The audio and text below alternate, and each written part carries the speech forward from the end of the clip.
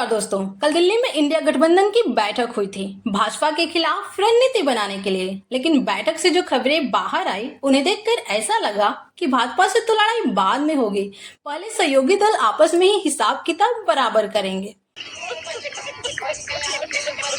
दिल्ली में विपक्षी नेताओं की बैठक शुरू हुई। लोगों को लगा होगा कि महंगाई, बेरोजगारी, चुनाव और सरकार को घेरने की रणनीति पर चर्चा होगी, लेकिन अंदर का माहौल तो कुछ और ही निकला। मजा नहीं आ रहा है। कोई कांग्रेस से नाराज था, कोई राहुल गांधी के बयान से ही नाराज था और कोई कांग्रेस की रणनीति से ही परेशान था। यानी मामला कुछ ऐसा हो गया कि विपक्ष की बैठक में विपक्ष का सबसे बड़ा विरोधी विपक्ष ही बन गया।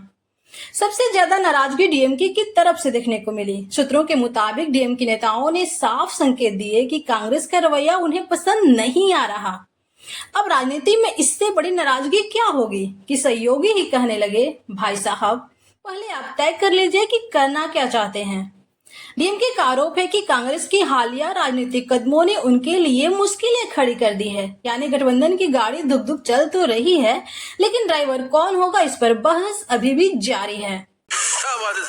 अब आते हैं उस मुद्दे पर जिसने बैठक का तापमान और बढ़ा दिया। केरल चुनाव के दौरान राहुल गांधी ने वामपंथी दलों को भाजपा की बी टीम बताया था। चुनाव तो खत्म हो गया, लेकिन लगता है बयान की एक्सपायरी डेट अभी नहीं आई। बैठक में वामपंथी नेताओं ने यह मुद्दा फिर से उठा दिया। उनका कहना था, अगर हम भाजपा की बी टीम हैं, तो फिर गठबंधन में किस टीम के तौर पर बैठे हैं। क्या बढ़िया था गुरु। और सच कहें तो यह सवाल सुनकर बैठक में कुछ लोगों के चेहरे जरूर देखने लायक रहे होंगे। कैसी लगी आगे स्वाद। उधर वीसीके ने भी कांग्रेस को बख्शने का मूड नहीं दिखाया। उन्होंने कहा कि कांग्रेस की रणनीति से कई सहयोगी दल कमजोर हुए हैं। मतलब गठबंधन में अब स्थिति कुछ ऐसी है कि हर नेता अपनी शिकायतों की फाइल लेकर बैठा हुआ है और कांग्रेस के सामने शिकायतों का ढेर बढ़ता ही जा रहा है। जब माहौल ज्यादा गर्म होने लगा तो ममता बनर्जी ने समझदारी वाला सुझाव दिया।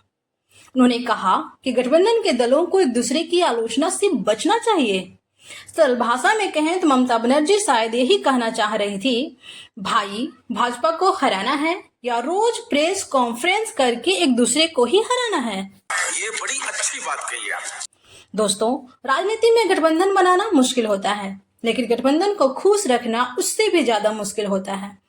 अभी इंडिया गठबंधन की स्थिति कुछ वैसी दिखाई दे रही है जैसे किसी बड़े परिवार की शादी में सब रिश्तेदार एक ही पंडाल में तो बैठे हों, लेकिन हर टेबल पर अलग अलग नाराजगी की बातें चल रही हो। सही पकड़े हैं। कोई खाने से नाराज, कोई कुर्सी से नाराज और कोई इस बात से नाराज कि उसे स्टेज पर बुलाया क्यों नहीं गया। फिलहाल इंडिया गठबंधन टूटा नहीं है, लेकिन इतना जरूर है कि अंदर खाने से सब कुछ सामान्य भी नहीं दिख रहा। डीएमके नाराज है, वामदल नाराज है, वीसीके सवाल पूछ रही है, ममता समझौते की सलाह दे रही है और कांग्रेस कोशिश कर रही है कि गठबंधन की नाव किसी तरह किनारे तक पहुंच जाए।